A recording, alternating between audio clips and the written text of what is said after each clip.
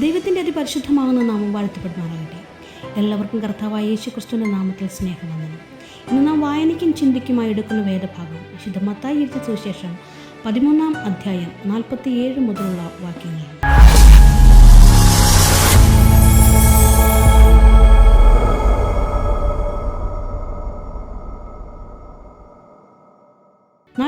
വാക്യത്തിൽ യേശുക്രിസ്തു സ്വർഗരാജ്യത്തെക്കുറിച്ചുള്ള 7-ാമത്തെ ഉപമയായി പറഞ്ഞത്, സ്വർഗരാജ്യം കടലിൽ നിന്ന് എല്ലാത്തരം മത്സ്യങ്ങളെയും പിടിക്കുന്ന ഒരു മത്സ്യബന്ധന വലയോട് സാദൃശ്യം എന്നാണ്. വല നിറഞ്ഞു കഴിഞ്ഞപ്പോൾ മത്സ്യത്തൊഴിലാളികൾ വല വലിച്ച് കരയ്ക്ക് കയറ്റിയ ശേഷം നല്ല മത്സ്യങ്ങളെ പാത്രങ്ങളിൽ ശേഖരിച്ച് വയ്ക്കുകയും എന്നാൽ യാതൊരു മൂല്യവുമില്ലാത്ത ചീത്ത മത്സ്യത്തെ അവർ വലിച്ചെറിഞ്ഞ് കളഞ്ഞു എന്നും 48-ാം വാക്യത്തിൽ കർത്താവ് പറയുന്നു. 49-50 വാക്യങ്ങളിൽ ലോകാവസാനത്തിൽ ഇങ്ങനെയായിരിക്കും സംഭവിക്കുക എന്നും ദൂതന്മാർ വന്ന് നീതിമാന്മാരുടെ ഇടയിൽ നിന്നും ദുഷ്ടന്മാരെ വേർതിരിക്കുകയും അവരെ തീച്ചൂളയിലേക്ക് എറിയുകയും ചെയ്യും എന്നും അവിടെ കരച്ചിലും പല്ലുകടിയും ഉണ്ടാകുമെന്നും കർത്താവ് തൻ്റെ ശിഷ്യന്മാർക്ക് ഉപമ വ്യാഖ്യാനിക്കുന്നതിനായി കാണിക്കുന്നു. ഈ ഉപമയിൽ കടലിൽ നിന്ന് അനേകം മത്സ്യങ്ങളെ വലിച്ചു കയറ്റുന്ന വല വെള്ളത്തിലെറിയുന്നത് സുവിശേഷ സന്ദേശം ലോകത്തിലെങ്ങും വ്യാപിക്കുന്നതും അനേകരെ അതിലേക്ക് ആകർഷിക്കുകയും ചെയ്യുന്നതിനെ സൂചിപ്പിക്കുന്നു. ഒരു മത്സ്യബന്ധന വല എല്ലാത്തരം മത്സ്യങ്ങളെയും അവയുടെ മൂല്യം കണക്കിലെടുക്കാതെ ശേഖരിക്കുന്നത് പോലെ ക്രിസ്തുവിനെ അനുഗമിക്കാത്ത, യഥാർത്ഥത്തിൽ അനുദപിക്കാത്ത അനേകം ആളുകളെയും സുവിശേഷം ആകർഷിക്കുന്നതായി കർത്താവ് ഇവിടെ വ്യക്തമാക്കുന്നു. വല കരയിലേക്ക് വലിക്കുന്നതുവരെ മത്സ്യത്തെ വേർതിരിക്കാത്തതുപോലെ സത്യക്രിസ്ത്യാനികളായി വേഷമിടുന്ന വ്യാജവിശ്വാസികൾ ലോകാവസാനം വരെ അറിയപ്പെടുകയില്ല എന്നും ഈ ഉപമ വ്യക്തമാക്കുന്നു. ഈ ഉപമ മത്തായി 13-ാം അധ്യായത്തിൻ്റെ 36 മുതൽ 43 വരെയുള്ള വാക്യങ്ങളിൽ നാം വായിച്ച ഗോതമ്പിൻ്റെയും കളകളുടെയും ഉപമയ്ക്ക് സമാനമാണ് എന്ന് മനസ്സിലാക്കാം. ഈ ഉപമയിൽ വേലക്കാർ ചീത്ത മത്സ്യമെന്നും നല്ല മത്സ്യമെന്നും തരം തിരിക്കുന്നത് കളകളുടെ ഉപമയിൽ ഗോതമ്പിൽ നിന്ന് കളകൾ വേർപെടുത്തി ശേഖരിക്കുന്നതിനോട് സമാനമാണ്. രണ്ട് ഉപമകളും അന്ത്യവിധി നാളിൽ മാലാഖമാരാൽ വിശ്വാസികൾ അവിശ്വാസികളിൽ നിന്ന് ഒരിക്കൽ എന്നേക്കുമായി വേർപെടുത്തപ്പെടുകയും യഥാർത്ഥ വിശ്വാസികൾ കർത്താവിനോട് കൂടെ നിത്യവാസം കണ്ടെത്തുമെന്നും കപടനാട്യക്കാർ ആയ വ്യാജവിശ്വാസികൾ നരകത്തിലെ തീപ്പൊയ്കൾ തള്ളപ്പെടുകയും ചെയ്യും എന്നും വ്യക്തമാക്കുന്നു. നിലത്തിലെ പൊടിയിൽ നിദ്ര കൊള്ളുന്നവരിൽ പലരും ചിലർ നിത്യജീവനായും ചിലർ ലജ്ജയ്ക്കായും നിത്യനിന്ദയ്ക്കുമായും ഉണരും. എന്നാൽ ബുദ്ധിമാന്മാർ ആകാശമണ്ഡലത്തിൻ്റെ പ്രഭ പോലെയും പലരെയും നീതിയിലേക്ക് തിരിക്കുന്നവർ നക്ഷത്രങ്ങളെപ്പോലെയും എന്നും എന്നേക്കും പ്രകാശിക്കും എന്ന് ദാനിയേൽ പ്രവാചകന്റെ പുസ്തകം 12-ാം അധ്യായം 2-3 വാക്യങ്ങളിൽ നാം കാണുന്നു.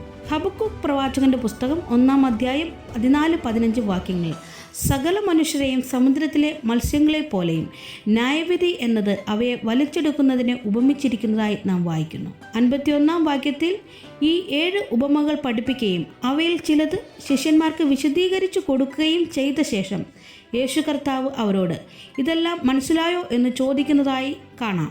ഈ കാര്യങ്ങൾ തങ്ങൾക്ക് മനസ്സിലായി എന്ന് ശിഷ്യന്മാർ മറുപടി നൽകുന്നതും നാം അവിടെ കാണുന്നു.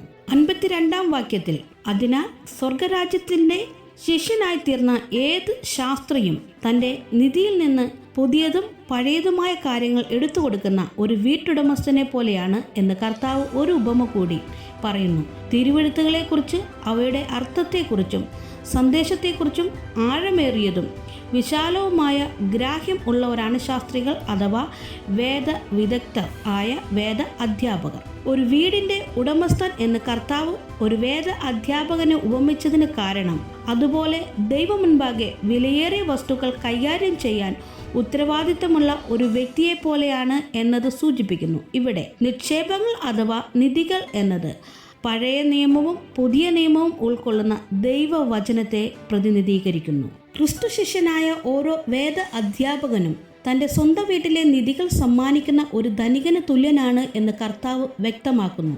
ആ നിധിയിൽ ചിലത് പുതുതായി സമ്പാദിച്ചതാണ്, ചിലത് പഴയതാണ്, പക്ഷേ രണ്ടും വളരെ വിലപ്പെട്ടതാണ് എന്ന് കർത്താവ് വ്യക്തമാക്കുന്നു. പഴയ നിയമ തിരുവെഴുത്തുകളിലെ ദൈവത്തിൻ്റെ വെളിപ്പാടുകളും യേശുക്രിസ്തുവിലൂടെയുള്ള പുതിയ നിയമ വെളിപ്പെടുത്തലുകളും കാണിക്കുന്നതിനായി ഈ മഹത്തായ സത്യങ്ങളുടെ അധ്യാപകരെ യേശുക്രിസ്തു ഇവിടെ ചിത്രീകരിക്കുന്നു. മറ്റൊരു കാര്യം ശ്രദ്ധിക്കേണ്ടത്, വേദ അധ്യാപകരും സുവിശേഷത്തിൻ്റെ ഉപദേശകരും ആയവർ തങ്ങളുടെ അടുക്കലേക്ക് എത്തുന്നവർക്ക് ആദ്യം പുതിയതും പിന്നെ പഴയതും നിധിയിൽ നിന്ന് കൊടുക്കുന്നു എന്ന ക്രമത്തിൽ പറഞ്ഞിരിക്കുന്നതിൻ്റെ അർത്ഥം ക്രിസ്തീയ വിശ്വാസം സ്വീകരിക്കുവാൻ ഉപദേശം സ്വീകരിക്കുന്ന ഒരുവൻ ആദ്യം കേൾക്കേണ്ടതും മനസ്സിലാക്കേണ്ടതും പുതിയ നിയമം അഥവാ സുവിശേഷം ആണെന്നതിനെ സൂചിപ്പിക്കുന്നു.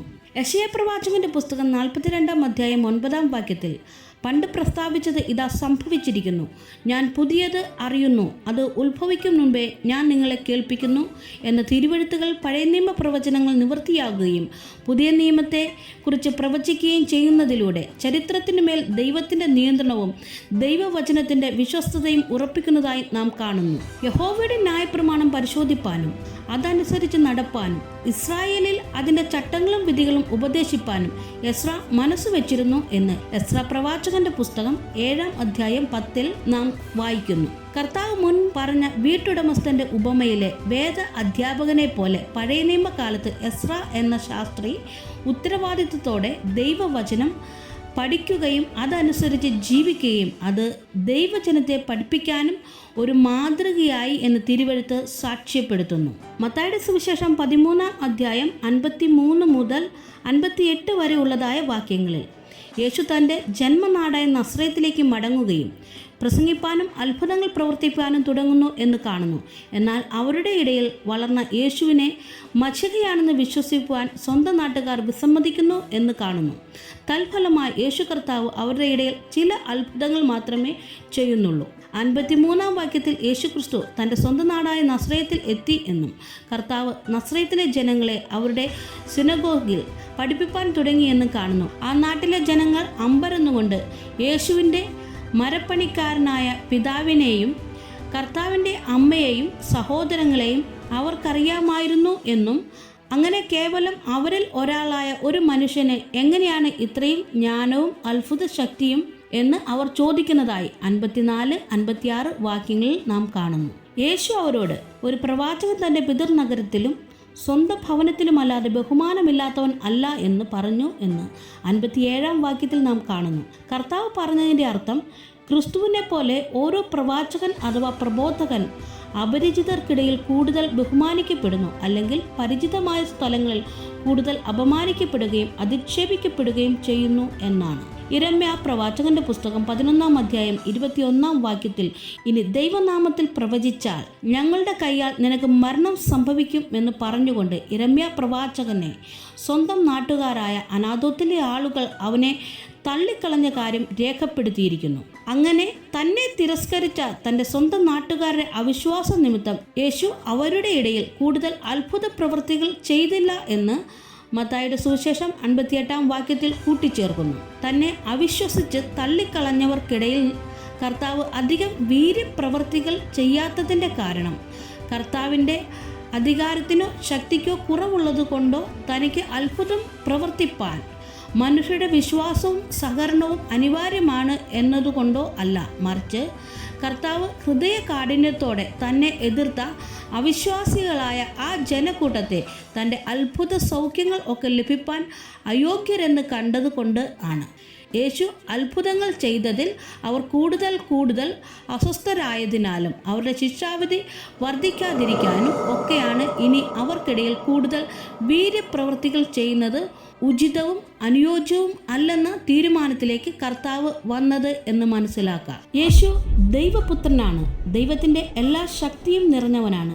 അതുകൊണ്ട് തന്നെ താൻ ആഗ്രഹിക്കുന്ന ഏത് അത്ഭുതങ്ങളും അനായാസം ചെയ്യുവാൻ കർത്താവിന് കഴിയും. വെറും തെളിവിനായുള്ള വ്യർത്ഥമായ ആവശ്യങ്ങളോടെയല്ല, വിശ്വാസത്താൽ പ്രചോദിതമായ ഹൃദയംഗമായ അഭ്യർത്ഥനകളോട് കർത്താവ് പ്രതികരിക്കുന്നു എന്ന് അനേക വേദഭാഗങ്ങളിൽ നാം കാണുന്നു. യേശുവിൻ്റെ ശക്തി ദൈവത്തിൽ നിന്നാണെന്ന് വിശ്വസിപ്പാൻ തൻ്റെ ജന്മനാട്ടിലെ ആളുകൾ വിസമ്മതിച്ചു എന്ന വസ്തുത കർത്താവിൻ്റെ ശക്തി അവർക്ക് മുമ്പിൽ കൂടുതൽ പ്രകടമാക്കാതിരിക്കാൻ കാരണമായി.